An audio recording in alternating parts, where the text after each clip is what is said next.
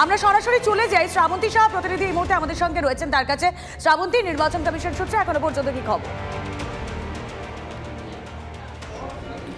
রুমেলা, শুভজিৎ, একবার একটুখানি চট করে গোটা ভারতবর্ষের যে 7টি রাজ্যে নির্বাচন হচ্ছে সেখানকার চিত্রটা দেখার চেষ্টা করব।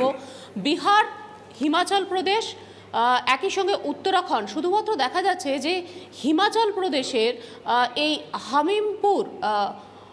হামিরপুর এই জায়গাটিতে শুধুমাত্র বিজেপি রয়েছে, বাদবাকি সব কটি জায়গায় দেখা যাচ্ছে ফের সেই কংগ্রেস ঝড় সেটাই বহাল রয়েছে।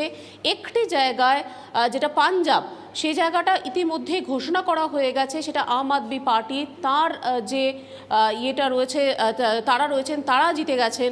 আমরা যদি এবার পশ্চিমবঙ্গের দিকটা নজর রাখি, এতক্ষণ আমরা দেখতে পাচ্ছি যে কৃষ্ণ কল্যাণী তিনি প্রায় জেতার সিচুয়েশনে চলে গেছেন। 86,000 ভোট, মানে প্রায় 50,000 ভোটে তিনি এগিয়ে রয়েছেন। বোঝাই যাচ্ছে এখানে দেওয়া রয়েছে 10-এ 10, অর্থাৎ 10টি রাউন্ড গোনা প্রায় সমাপ্ত হয়েছে, অর্থাৎ এক প্রকার কৃষ্ণ কল্যাণী তিনি জিতেই গেছেন বলাই যেতে পারে। তার জেতাটা শুধুমাত্র ঘোষণার অপেক্ষা। আমরা দুই নম্বর ক্ষেত্রে দেখতে পাচ্ছি যে রানাঘাট দক্ষিণ, সেখানে মুকুটমণি অধিকারী তৃণমূল কংগ্রেস, সেই প্রার্থীও 87,285 প্রাপ্ত ভোট, তার 31,000 ভোটে এগিয়ে গেছেন। খুব স্বাভাবিকভাবেই এখানেও তৃণমূল কংগ্রেস এগিয়ে রয়েছে। আমরা যদি এরপরে বাগদার দিকে একটু নজর রাখি, সেখানে 11 রাউন্ড গোনা শেষ হয়ে গেছে, আর মাত্র 2টো রাউন্ড রয়েছে। সব থেকে কম বয়সী যে প্রার্থী, এর আগে সুব্রত মুখার্জিকে আমরা দেখেছিলাম, তিনি 26 বছর বয়সে এমএলএ হয়েছিলেন। এবার মধুপর্ণা অনেকটা ভোটে এগিয়ে গেছেন, 97,600 তার প্রাপ্ত ভোট। এখানেও বিজেপি যে রয়েছে তারা সেকেন্ড পজিশনে রয়েছে। কার্যত বলা যেতে পারে যে লোকসভা নির্বাচনে যেরকমটা আমরা ছবি দেখলাম, সেই একই ছবি, অর্থাৎ তৃণমূল কংগ্রেসের এ রাজ্যে জয় জয়কার, সেই একই ছবি উপনির্বাচনেও সবশেষে মানিকতলা। শ্রাবন্তী, তুমি গোটা দেশের ছবিটা দেখিয়ে শুরু করলে, এবং গোটা দেশে যে 6টি রাজ্যে উপনির্বাচন হচ্ছে সেখানে কিন্তু আমরা অনেক ক্ষেত্রেই দেখছি শুভজিৎ আইএনডিআই কে ভালো ফল করছে। দেখো, আমি দেখছিলাম শ্রাবন্তী, সঙ্গে থাকো, তোমার সঙ্গে কথা বলতে বলতে দেখছিলাম জলন্ধরে সেখানে আম আদমি পার্টি মানে শাসক দল জয়ী হয়েছে। অন্যদিকে দেখো বিহারে রূপৌলি বিধানসভা কেন্দ্রে সেখানে নীতিশ কুমারের দল জেডিইউ এগিয়ে আছে, মানে শাসক এগিয়ে আছে।